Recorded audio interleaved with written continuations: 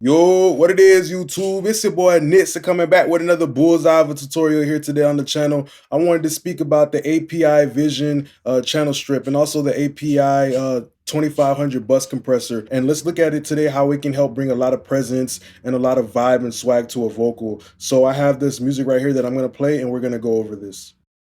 I better my mind 2 cents. It's better for me in the end. Every time we spin the block, a nigga start getting them flashbacks. Every time I try to take a step forward out of hood, it feel like a nigga running to a setback. Gon' finesse a nigga, he won't get his cash back. Now I'm bringing up the plug, I need a gas pack. If she ever talk about her ex, then my nigga, that's a red flag. I don't got time for no blues coming from you unless we talking about the ones in your pocket. My niggas been popping them shots out them ops up and pumping no bills, say couldn't even stop it. Disappear safe for niggas who don't wanna M. Shot it like an angel, but she got it, you with grin. I done got it off slab, then I got it off the whim. Jimmy Choo, what I choose, I just really wanna get him. I don't know what to believe no more. Like everything I hear is a lie to my face. I don't. And you know, pay attention too. Real quick side note. I was actually on 0 auto-tune speed. So like I always try to tell you guys, you know, people will try to tell you, oh, you got to put it on 25 or 10. It's gonna sound more natural that way. But really, if you want your auto-tune to sound more natural, find the key and pull out a piano and calibrate your voice and just, you know, get the best take. Because look, pay attention to how I was on 0 retune speed for everything, but it sounds smooth, right? So the one thing I noticed too in my experience is that a lot of, you know, artists, they always go in like 5, you know, 4 retune speed, because it's gonna make the auto-tune be brutally honest with them. You know, auto-tune's gonna tell you, hey, you messed up that note, redo it. So let's look at the API 2500 API Vision channel strip, and let's loop this right here.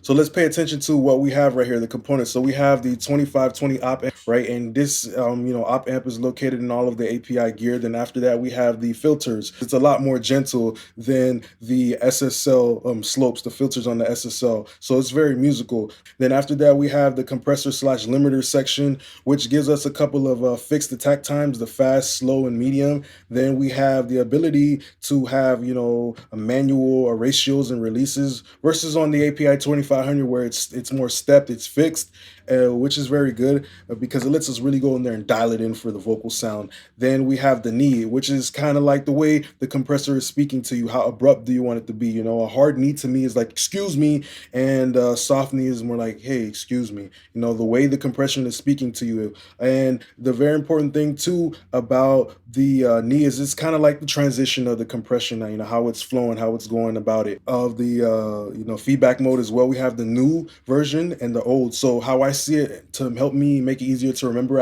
I see the new like the grandson, which is more spiky, more all over the place, more, you know, energetic with more attitude, that VCA type of sound that we're used to. And the old mode for myself is kind of like the grandpa, where it's like mellow, it's down tempo, hey jit, you know, calm down. That's how I see those 2 type of feedback modes. So after that, we have the 2 types of EQs that you get with this. You have the 560L, which in my opinion was kind of like Fab Filter before Fab Filter. I love the way this sounds like on vocals because it really lets me go in there and dial it in. But like I always say with analog plugins, why I feel like beginners should really learn them is because it gives you less ways of messing it up. Gives you less ways of messing it up because you have these fixed frequency curves right here. Then after that, we have the 550L, which is amazing because it's a proportionate EQ. So pretty much when you're looking at these lower values of boosting and cutting, you're getting more broader moves. But when you're, you know, going all the way up to like 9 and 12, the Q, the actual, you know, Q of the EQ becomes a lot more tighter and focused. And that's what the API is known very well for. Let's hear what it sounds like in and out. And you also have the fader as well, which you're pretty much just modeling the full circuit path. So let's listen to what it sounded like with in and out. Better for me in the end. Every time we spin the block, a nigga start getting them flashbacks. Every time I try to take a step forward out of hood, it feel like a nigga running to a setback. Gon' finesse a nigga, he won't get his cash back. Now I'm bringing up the plug, I need a gas pack. If she ever talk about her ex, then my nigga, that's a red flag. I don't got time for no blues coming from you unless every time we spin the block, a nigga start getting them flashbacks. Every time I try to take a step forward out of hood, it feel like a nigga running to a setback. Gon' finesse a nigga, he won't get his cash back. Now I'm bringing up the plug, I need a gas pack. If she ever talk about her So just through those little subtle moves that we kind of did there, a little bit of compression, a little EQ right there, you just hear how the vocal became way more present and focused. You need to pay attention as well to the music. You know, that music was having a conversation with me and it was telling me, Nick, hey, I need something that's modern and focused and not necessarily vintage and creamy. So the music is actually going to make it blatantly obvious to you as long as you pay attention to what the music is telling you to use in regards to like the EQ and like the actual types of compression.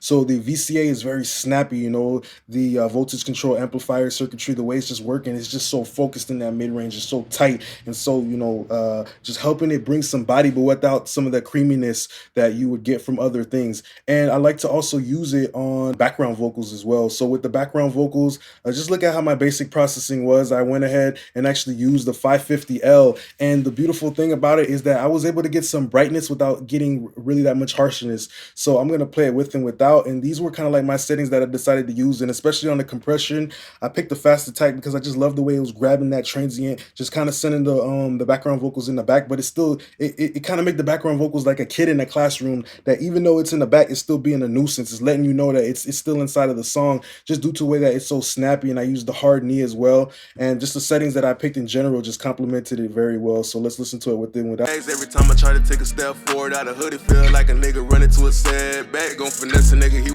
won't get his cash back. Now I'm bringing up the plug, I need a gas pack. If she ever talk about her ex, then my nigga, that's a red flag. I don't got time for no blues coming from you unless I try to take a step forward out of hoodie, feel like a nigga running to a setback. Gon' finesse a nigga, he won't get his cash back. Now I'm bringing up the plug, I need a gas pack. If she ever talk about her ex, then my nigga, that's a red flag. I don't got time for no blues coming from you unless we talking about the one pumping no bill.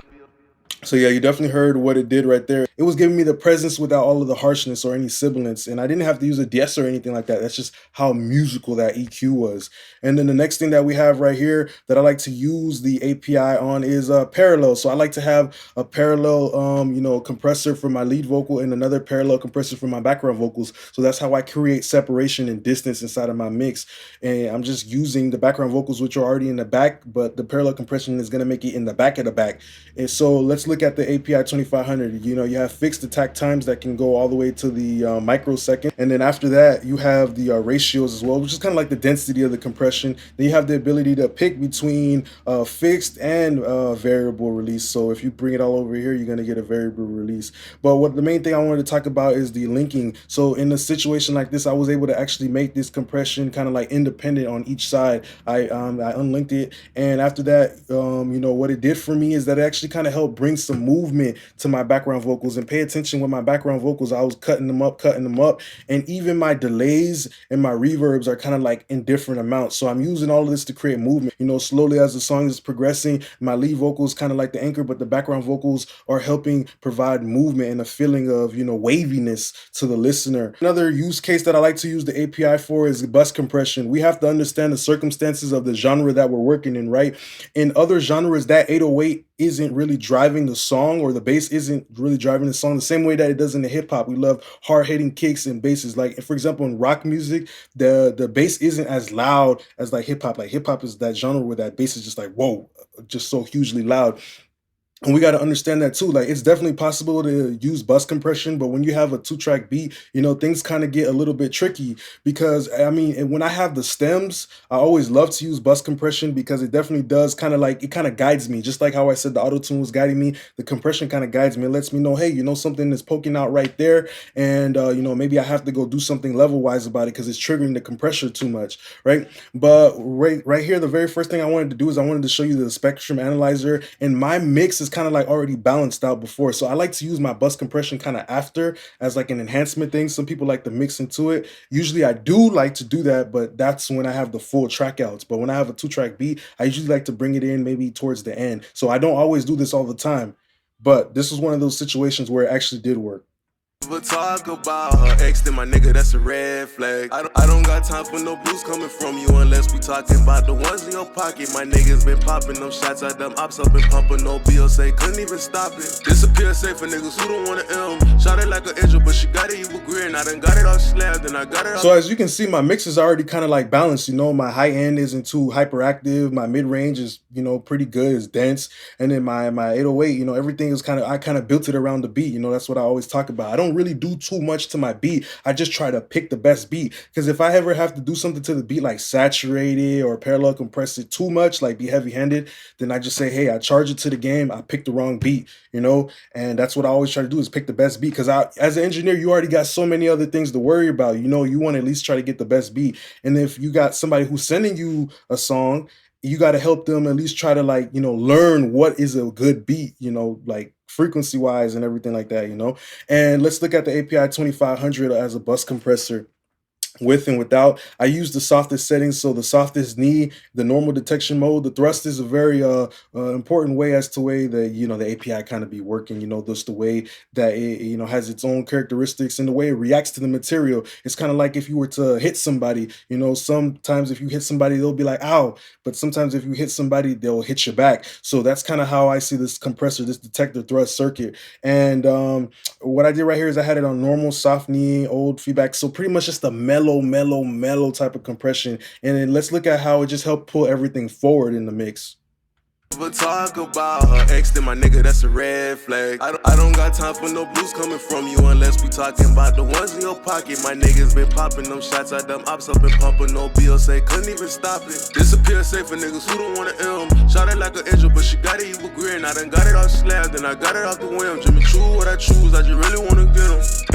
I don't know what to believe no more, like everything I hear is a lie to my face. I don't wanna give out the benefit of the doubt. I done seen what she on and I seen what she brought. Every time I think about these streets and make a nigga my own biz, I better mind my 2 cents. It's better for me in the end. I don't know what to believe no more, like everything I hear is a lie to my face. I don't wanna give out a benefit. So usually, I mean, if you had like the mixed bus compression starting off in the beginning, like if the beat is hitting way too hard and you don't already kind of like have something that's like just gonna be okay for the compressor to work, right?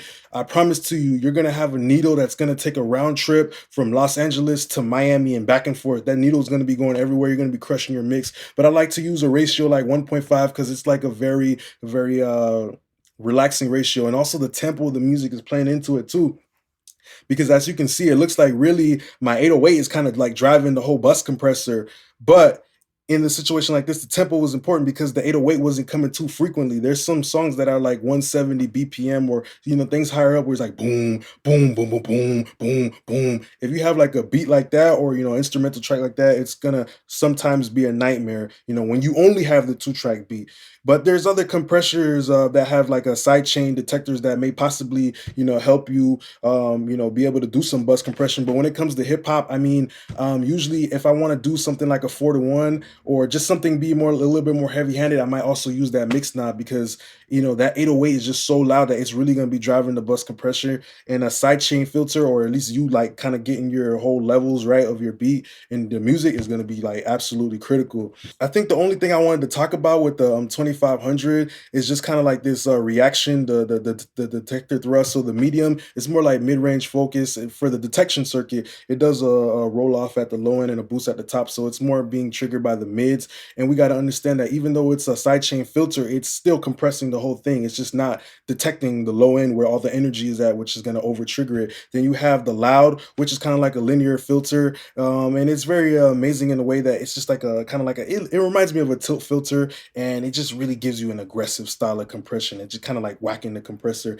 Even the 1176 AE kind of has that same type of filter. Let me look right here. Yep. So it just gives the compressor a different reaction mode, and you can click right there on that little line. You get that same type of reaction. But this one has a roll off at about I think it rolls off 3 dB and boosts 3 dB. But with the API, it's a lot more dramatic. It has that linear filter with the slopes of 15 at the bottom and 15 at the top. So this is the end of my video today. If you guys did learn anything by any chance, drop it down below. Any more comments or any more questions for any new content, let me know down below. Just want to say thanks for UAD for making an excellent suite of plugins. Thanks a lot for being a part of my channel. Peace.